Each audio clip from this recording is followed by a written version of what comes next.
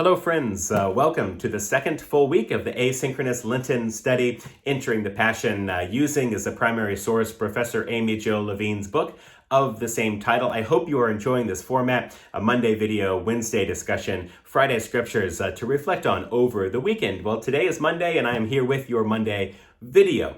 The first thing that I wanted to do is just to tease a couple of additional resources. You are now getting a taste for Professor Levine's style, the way that she writes and the way that she approaches the scripture, the text. If you like her style, then you will love this book also by Amy-Jill Levine, The Misunderstood Jew.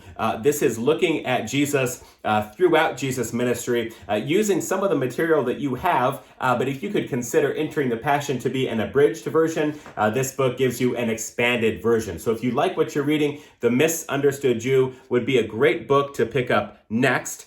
The other thing that I've been really enjoying, I'm about a third of the way through this book. It's a little bit larger, a little bit more academic. This is co-authored by Amy-Jill Levine and one of her colleagues at Vanderbilt Divinity School.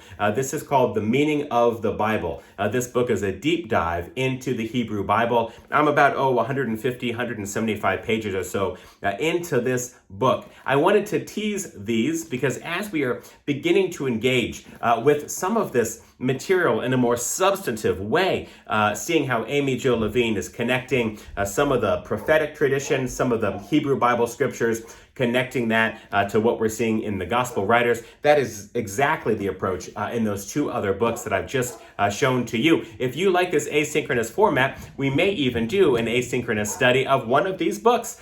So if that's appealing to you, then of course stay tuned. I just wanted to tease those. If you want more information on either of those books, let me know and I can easily point you to where you can find those books. Okay, so let's get into the second full week. Let's get into the second chapter. We are going to be talking about temple activities. Last week I said there were tens of thousands of people streaming into the temple for pilgrimage festivals. This week we learned that the temple complex was the size of 12 soccer fields end to end. So a really massive complex. So it is a busy, busy place. It is a very large place. So we are beginning to wrap our minds around the temple in Jerusalem. Sometimes we think of a temple like a big cathedral, like some large Christian congregations, maybe your church.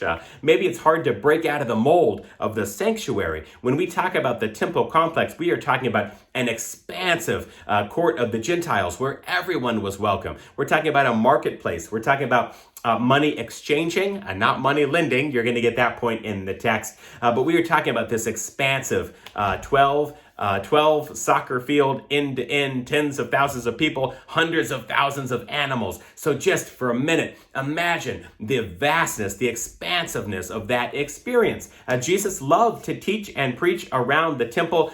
We really see that in the gospel according to John, that Jesus spends a lot of time around Jerusalem. Now it's interesting that John's gospel focuses there and the synoptics focus a little bit elsewhere. Amy-Jill Levine has some things to say about that, and that evidence will be accumulating as we read this chapter and this book. But in this chapter, there are 3 points. And the first I just shared with you, which was about Jesus in relation to the temple. He did not hate temple practice. He did not hate purity code.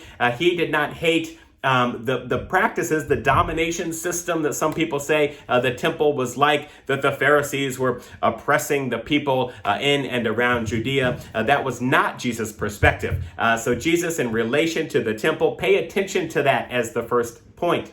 The second point that I really would like for you to stay alert to as you read this, we got to cut some slack to Caiaphas. I think Caiaphas gets a really bad rap when we are reading some of the gospel texts, and certainly our beliefs have reinforced that over time. But Caiaphas is in a really difficult, impossible position. Caiaphas must placate Rome while maintaining the practices in and around the temple. So it's a huge space. Tens of thousands of people. Rome is there to maintain peace. Caiaphas is trapped in the middle, trying to balance those relationships, keep people safe, placate Rome.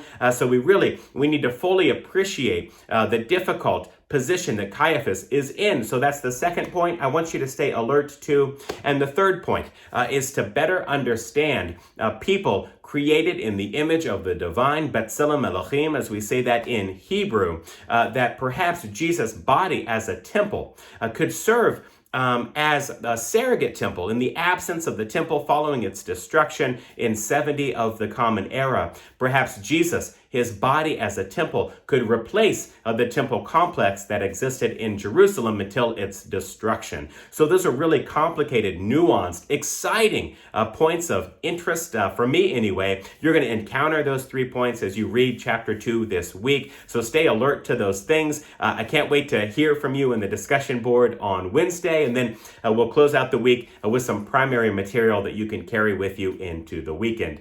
So this is week 2. You're in chapter 2, and I can't wait to hear more from you on Wednesday. See you, friends.